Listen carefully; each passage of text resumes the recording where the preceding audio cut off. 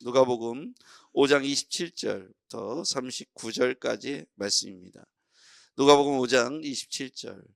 그 후에 예수께서 나가사 레위라 하는 세리가 세관에 앉아 있는 것을 보시고 나를 따르라 하시니 그가 모든 것을 버리고 일어나 따르니라.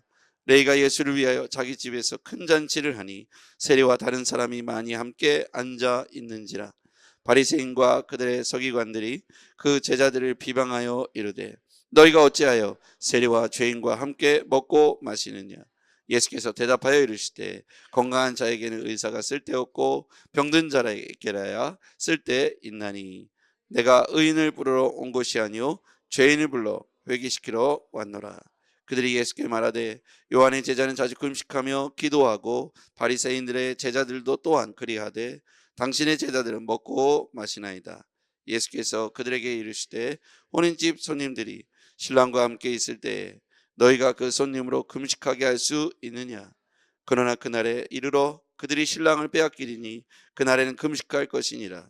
또 비유하여 이르시되 새 옷을 한 옷 조각에 찢어 낡은 옷에 붙이는 자가 없나니 만일 그렇게 하면 새 옷을 찢을 뿐이요 또 새 옷에서 찢은 조각이 낡은 것에 어울리지 아니하리라.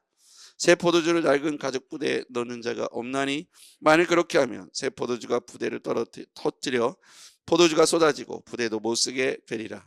새 포도주는 새 부대에 넣어야 할 것이니라. 함께요. 묵은 포도주를 마시고 새 것을 원하는 자가 없나니 이는 묵은 것이 좋다 함이니라. 아멘. 오늘 예수님께서 세리를 부르시는 장면이 나오죠. 27절에 보니까 예수께서 레위라 하는 세리가 세관에 앉아 있는 것을 보시고 나를 따르라 이렇게 부르십니다. 그랬더니 세리가 모든 것을 버리고 일어나 예수님을 따라갔죠. 레위가 예수님을 위해 자기 집에서 큰 잔치를 하니 세리와 다른 사람이 많이 함께 앉아 있었다 이렇게 성경이 표현하고 있습니다.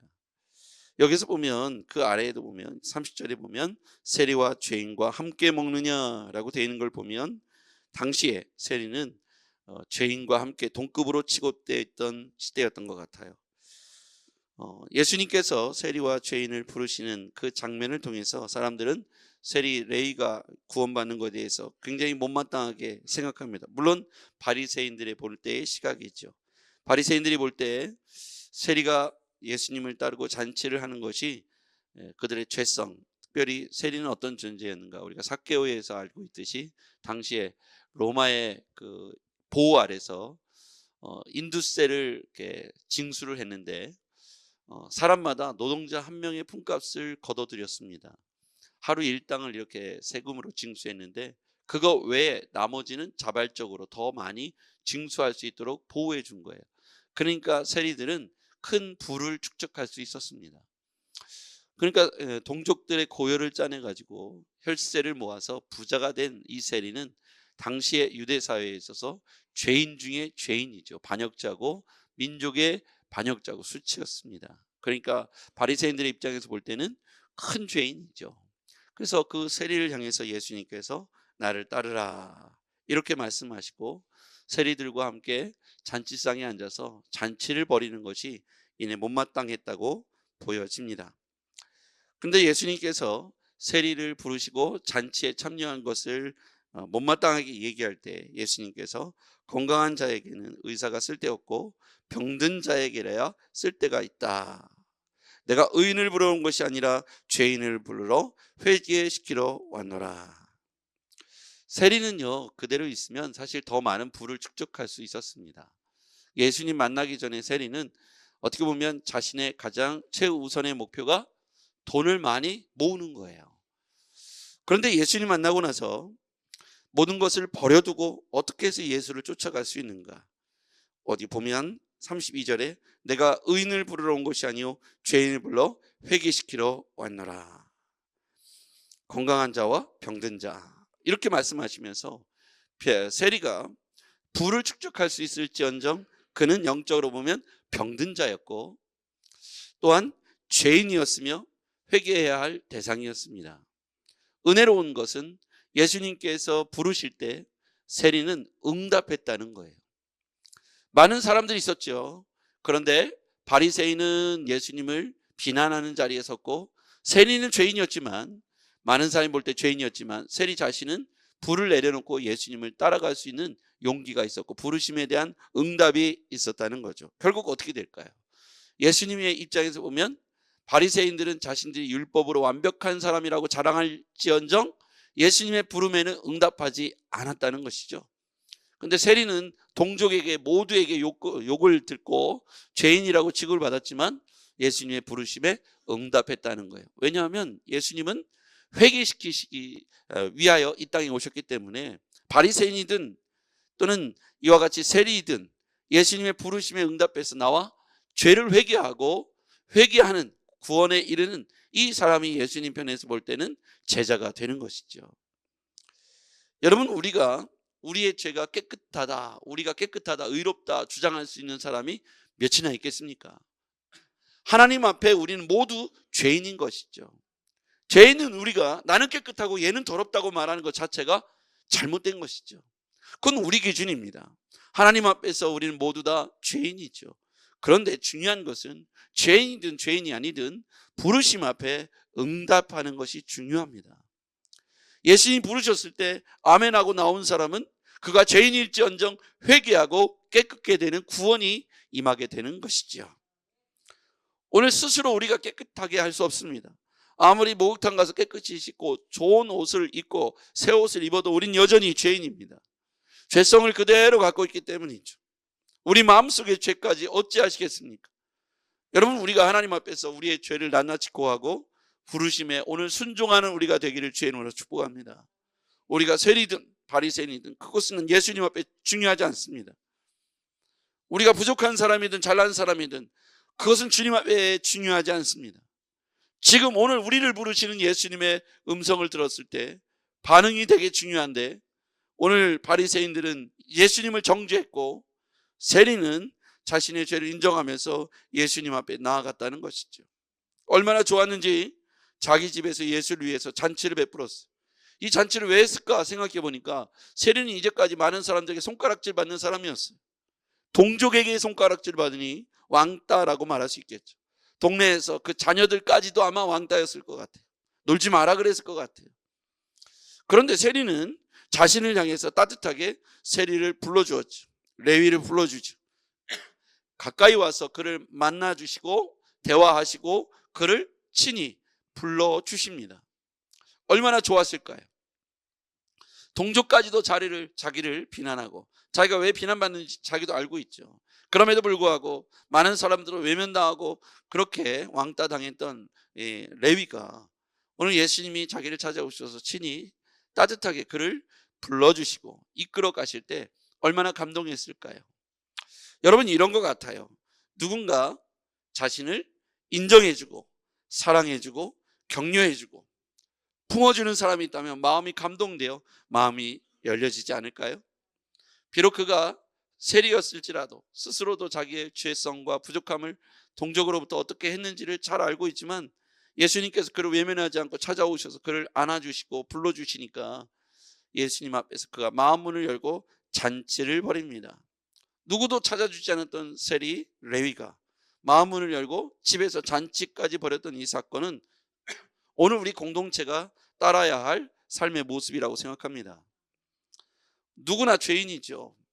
좀 부족하고 더 연약한 사람들을 향해서도 외면치 않고 우리를 예수께서 아무 조건 없이 부르셨듯 우리도 그들을 향해서 손을 내밀 수 있는 그런 열려있는 공동체가 되었으면 좋겠습니다. 우리도 과거에 그런 존재였고 부족한 존재였다는 것이죠. 여러분, 우리가 교회 안에서 이렇게 신앙생활을 해보면 어떤 특성이 있냐면 인격체는 그대로 큰 변화가 없더라고요. 그 안에 신앙이 담겨져 있는 것이 물론 중요하죠. 그런데 큰 인격의 변화가 없어요. 교회 안에는 거친 사람도 있고 이기적인 사람도 있고 자신만 아는 사람도 있고 남을 비방하기를 좋아하는 사람도 있고 남을 잘 섬기는 사람도 있고 대접만 받으려고 하는 사람도 있더라고요. 신앙을 갖고 있어도. 그래서 우리는 주의 말씀으로 열심히 훈련을 받아야 합니다. 있는 모습 그대로 죄인으로서 우리가 부름받아서 죄성을 그대로 갖고 있어요. 그래서 여전히 교회 안에 있으면서 날카로운 흉기가 되어서 옆 사람을 찌르기도 하고 날카롭게도 합니다. 그래서 우리는 예수님처럼 말하려고 흉내도 내보고 예수님처럼 사랑을 베풀어 보려고도 하고 예수님처럼 기도도 하면서 우리를 예수님과 같이 만들어가는 과정에 있는 제자들이 되어야 합니다. 완벽하지 않지만 연습하고 훈련할 필요가 있습니다. 우리는 그것을 양육반이라고도 말하고 제자 훈련반이라고도 합니다. 여러분, 우리가 경건의 연습을 하지요. 훈련을 합니다. 왜 그렇습니까? 우리는 죄성을 갖고 있기 때문에 경건의 훈련을 하지 않으면 의롭고 거룩하신 예수님을 따라가는데 너무나도 많은 제약이 있어요. 우리 마음속에서부터 우러나오는 우리의 죄성이 여전히 교회 안에서도 날카로운 흉기가 되어서 상대방을 찌르고 나를 찌르고 있다는 것이죠. 그래서 우리는 끊임없이 말씀으로 나를 훈련시켜야 합니다.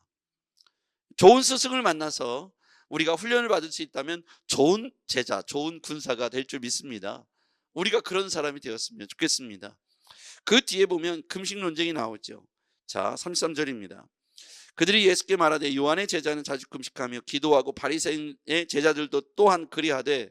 자, 여기까지는 요한의 제자, 침례 요한이죠. 바리새인의 제자, 그렇게 금식하는데 너희들은, 당신들의 제자는 먹고 마시나이다.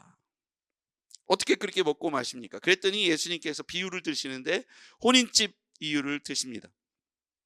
예수께서 그들에게 이르시되 혼인집 손님들이 신랑과 함께 있을 때 너희가 그 손님으로 금식하게 할 수 있느냐? 지금 예수님께서, 신랑 되신 예수님께서 오셨는데 당연히 잔치를 벌이는 게 마땅하지 금식하게 했느냐? 잔치집에 왔는데 금식하면서 아무것도 먹지 않으면 맞지 않는 것이다. 그러니 혼인집, 예수님이, 신랑 되신 예수님이 오셨는데 잔치를 벌이는 것이 당연하다. 그러나 35절, 그러나 그날에 이르러 그들이 신랑을 빼앗기리니, 이것은 십자가에 달려 돌아가실 것을 암시하는 거죠. 신랑을 빼앗기리니 그날에는 금식할 것이니라. 누구를 말하는 겁니까? 예수가 그리스도다, 이 얘기를 하고 있는 거예요. 못 알아듣죠. 새 시대가 열렸어요. 율법 시대, 율법에 있었던 그 시대가 닫혀지면서 이제는 새로운 시대, 은혜의 시대, 성령 시대, 예수님과 함께 도래했는데 바리새인들은 도무지 예수님을 받아들일 마음이 없었습니다. 또 비유하여 이르되 새 옷이 나오죠. 새 옷에서 한 조각을 떼어 낡은 옷에 붙이는 자가 없나니, 만일 그렇게 하면 새 옷이 찢길 뿐이다는 거예요. 새 옷에서 찢은 조각이 낡은 것에 어울리지 않고 새 포도주를 낡은 가죽 부대에 넣는 자가 없다는 거예요. 만일 그렇게 하면 새 포도주가 부대를 터뜨려서 포도주가 쏟아지고 부대도 못 쓰게 되죠. 그래서 새 포도주는 새 부대에 넣어야 할 것이다. 누굴 말하는 겁니까? 새 시대가 열렸다는 거예요. 예수 그리스도로 말미암아 은혜의 시대가 도래했는데 이것을 몰라보고 있는 거죠. 제자들은 주님의 말씀에 순종해서 부르심에 순종하여 예수님의 제자가 되고 따라 나섰죠. 내가 나를 따라오너라, 내가 나를 사람 낚는 어부가 되게 할 것이다. 베드로로 부르시고 그의 형제들도 부르시고 오늘은 레위도 부르십니다. 이렇게 부르시며 응답하는 사람인가 반면에 바리새인들은 여전히 자신들의 종교 그 권위를 유지하기 위해서 예수님을 배척하고 받아들이지 않죠. 예수님의 기적 사건도 그들에게는 좋은 일이 아닙니다.